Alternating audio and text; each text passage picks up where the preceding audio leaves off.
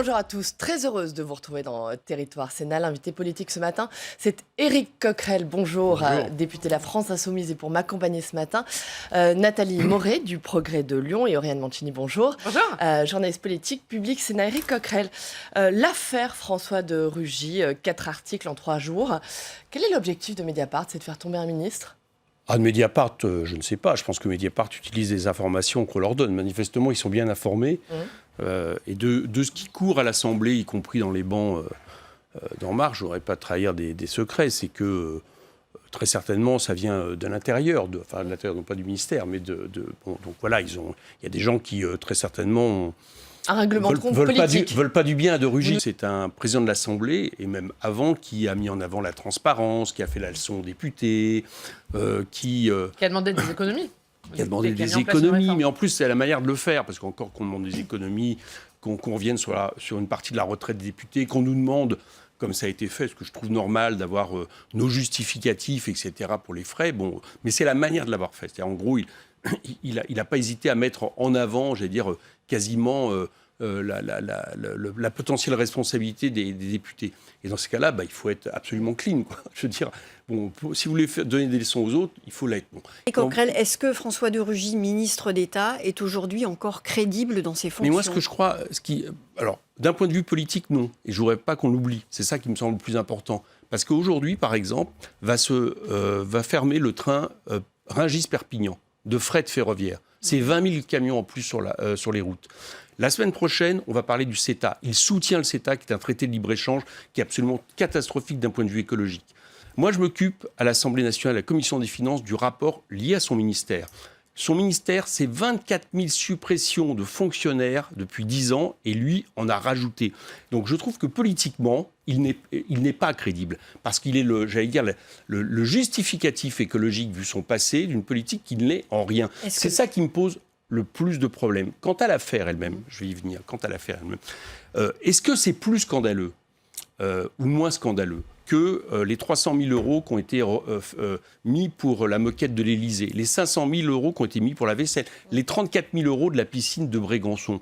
Bon, moi, je laisse chacun juge. Ce qui ne va pas, qui n'est plus supportable dans cette affaire, c'est que d'un côté, on a un gouvernement qui impose l'austérité, qui gèle le point d'indice des fonctionnaires, qui dit qu'il faut supprimer des fonctionnaires, qui dit aux chômeurs, il suffit de traverser la route pour trouver un emploi, et de l'autre côté, le moins qu'on puisse dire, qui continue à avoir un train de vie dont a bien des aspects insupportables. Voilà ce qui ne va pas, et qui provoque une colère légitime par rapport à ce qui se passe. Et s'il rembourse ces frais-là, est-ce que ça peut suffire? On verra bien sur les détails, d'accord? C'est-à-dire, est-ce qu'il a mangé est-ce que vraiment il y a eu du homard à tous les dîners? Mais ce qui n'est pas supportable, et c'est ça que je voudrais préciser, parce que ça dépasse la personnalité de M. de Rugy. Personnellement, je vais vous dire très franchement, je n'aime pas François de Rugy. Voilà, je le trouve agressif, politico-rigide. Je trouve que la manière dont il répond sans arrêt à l'opposition, la manière dont il répond aux associations, la manière dont aussi, par exemple, à ce moment, il a accepté des primaires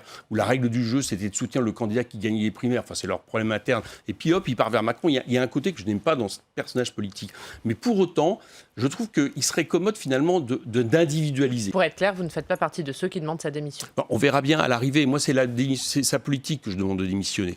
Et si vous voulez, le problème avec la démission, d'abord, à chaque fois que nous on demande une démission, en général, ça protège le ministre. Alors bon, je m'en méfie, mais par exemple, quand on demande la démission, il faut que ça soit...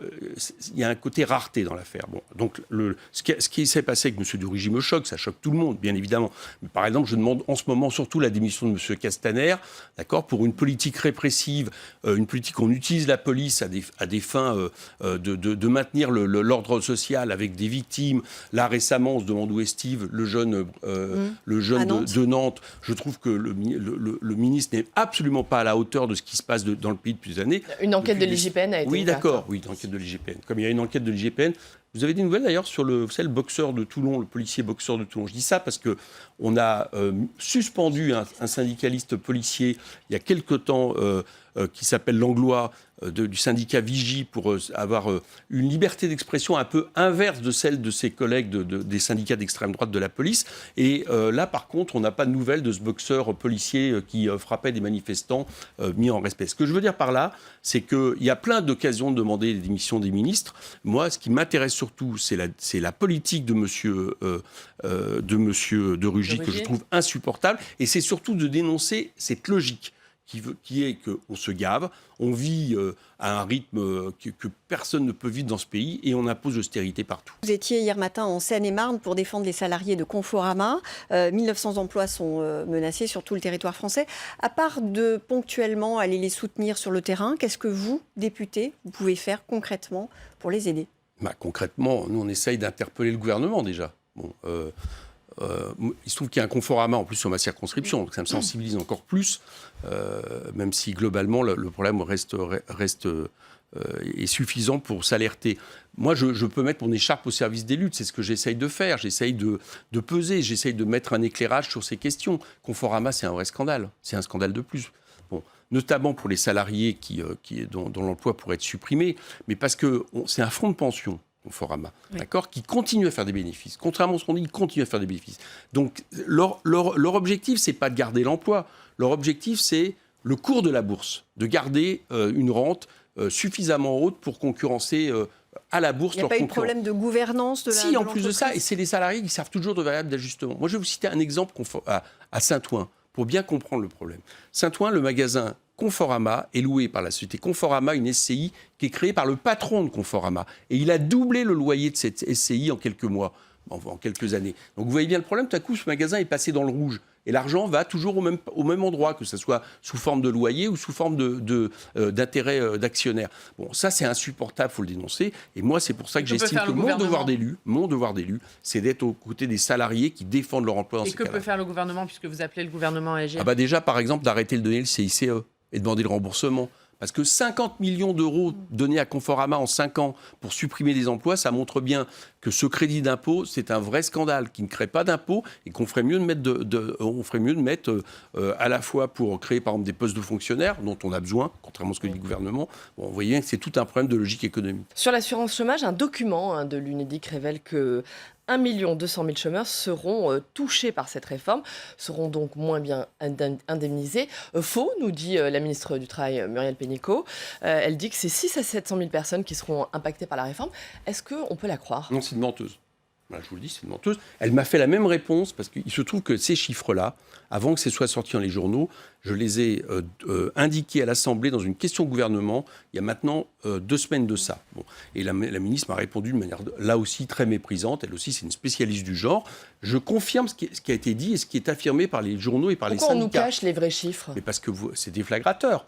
Si on explique aux Français qu'en réalité, ça va être entre 1,2 million et 1,5 million personnes au chômage aujourd'hui qui vont être impactées par cette réforme, vous voyez bien que c'est...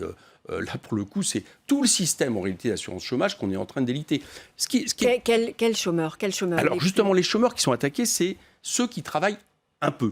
D'accord ? Alors, il y a deux entrées, pour bien comprendre. La première entrée, c'est à peu près 600 000 personnes qui sont concernées. C'est qu'on va demander, pour avoir le droit à être indemnisé, de travailler plus sur une durée plus courte, 6 mois sur 24 mois. Bien. Donc déjà, ça va compliquer la chose pour des gens qui accédaient aux indemnités. Voilà. Et la deuxième chose, c'est qu'on va supprimer ce qu'on appelle les permittents, c'est-à-dire ceux qui ont un emploi précaire, mais qui n'est pas suffisant pour qu'on considère non suffisant pour ne pas avoir le droit aux indemnités. Excusez-moi, c'est un peu compliqué, mais vous voyez, donc les indemnités complétaient quelque part. Bon. Et donc là, on va les sortir. Ça, c'est 840 000 en plus. Donc additionné, vous avez le chiffre. Et ce qui est scandaleux dans cette affaire, c'est qu'on a un gouvernement, c'est pas le premier, les autres, on cotise aussi, qu'on crée de la précarité, qu'on avantagé les CDD. D'accord ? 87% des emplois créés l'année dernière en France sont des CDD, dont un tiers de quelques jours. Et qu'est-ce qu'on fait maintenant ? On dit à ces mêmes personnes dont on a facilité quelque part la précarité, eh bien maintenant vous aurez encore plus de difficultés d'être indemnisés. Donc je vais vous dire, à la fin, on crée des travailleurs pauvres. On va baisser le nombre des chômeurs au niveau statistique et on va créer des travailleurs pauvres comme en Angleterre et en Allemagne, système dans lequel ce système fonctionne depuis très longtemps. Voilà ce que nous dénonçons. Et Mme Pénicaud a beau dire, ce sont des chiffres qui sont logiques.